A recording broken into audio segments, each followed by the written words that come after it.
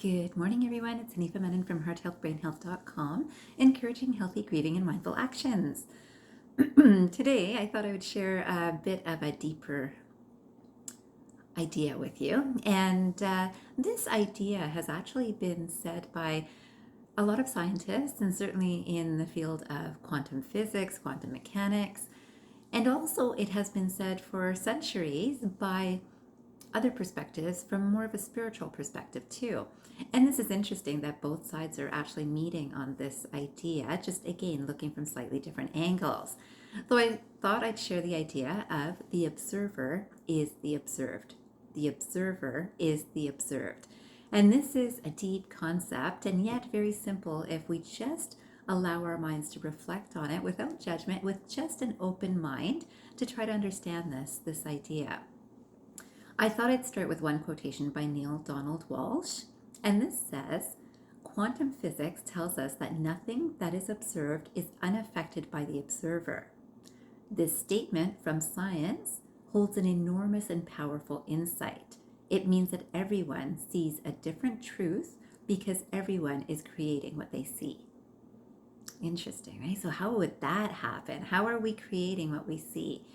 And if you think about the mind, that today's mind, for me, for you, whatever has happened to you until yesterday, whatever has happened for me until yesterday, is part of my knowledge today.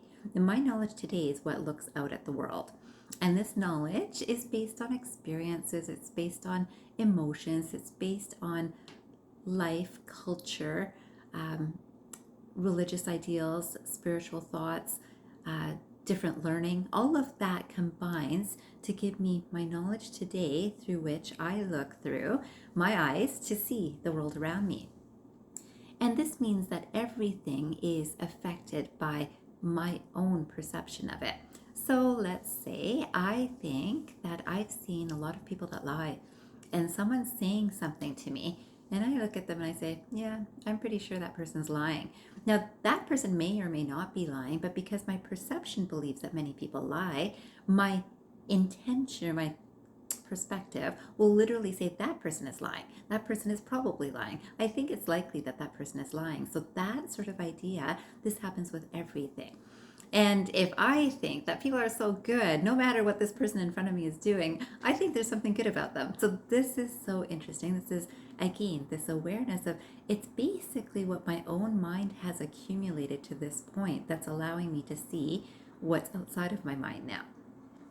And so certainly, as I'm mentioning, this is a quantum physics idea, quantum mechanics, quantum physics, all of these things where the observer actually affects the observed too.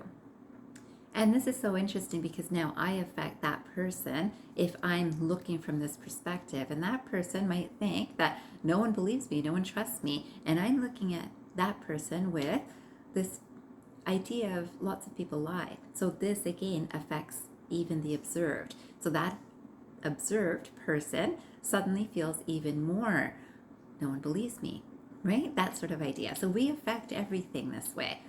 And so this quotation by Werner Heisenberg, who is a theoretical physicist, also says the same idea, which says separation of the observer from the phenomenon to be observed is no longer possible.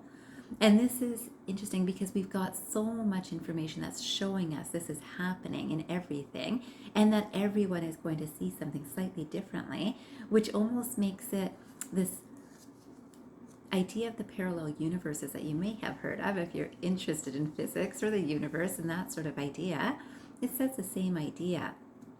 I thought perhaps an easier way to think about this was this quotation, which is by Marilyn Vos Savant, and it says, "To acquire knowledge, one must study, but to acquire wisdom, one must observe." So to acquire knowledge, one must study. To acquire wisdom, one must observe. Now, if we think about observing without the flood of judgments and past experiences and likely future direction of our hopes and maybe our fears, all of those things are part of our knowledge and yet not useful in terms of observing. When we're just observing, we just observe without all of that extra thinking behind our observation. And this is a skill that one can learn. And certainly, I'd say that meditation certainly helps because it's also a very similar space of there's no judgment, no expectation, no goal in meditation. And yet, there is just an observation of what is, period. So we're alert in meditation, but not judgmental. And this is very different from how we have learned to live in life. For most people, it's with very much judgment and experience and all of that feeling that backs what we say, what we think, what we do. And unless we're consciously, mindfully aware of what we're thinking, we can't stop that pattern. If we stop that pattern, we're going to see that life flows much more smoothly. And you'll see that the people who cannot stop that pattern, you'll see them around. That's something you did yesterday, they remember today. And they're going to remind you tomorrow and the day after and the day after, all of that. And it's whatever their perspective is in terms of they've already judged that that wasn't good. And they're going to remind you about it because it reminds them. They look at you and that's all they're seeing from that perspective. And that never really opens up a new space for a new experience. So I thought that I would also finish with this quotation, which is by Lao Tzu, and similar idea about wisdom. And he says, integral wisdom, let me just move this quotation. Integral wisdom involves a direct participation in every moment. The observer and the observed are dissolved in the light of pure awareness, and no mental concepts or attitudes are present to dim that light. And this is the thing that when we can look at something as fresh and new, it's a bright light we can look with.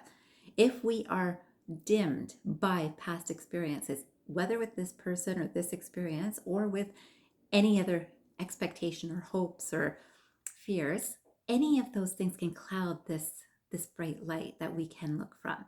And so today I'd love for you to sit and think, well, reflect on this idea and see if even in one experience, someone that you're meeting or some experience that you're doing that you've done before, see it with fresh eyes, see it without the clouding of judgment, experiences, know-it-allness, I'll call it, and recognize that there's something new and fresh in this moment. And if you can appreciate the new and fresh in this moment, I suspect you're going to have a lot more peace in your mind.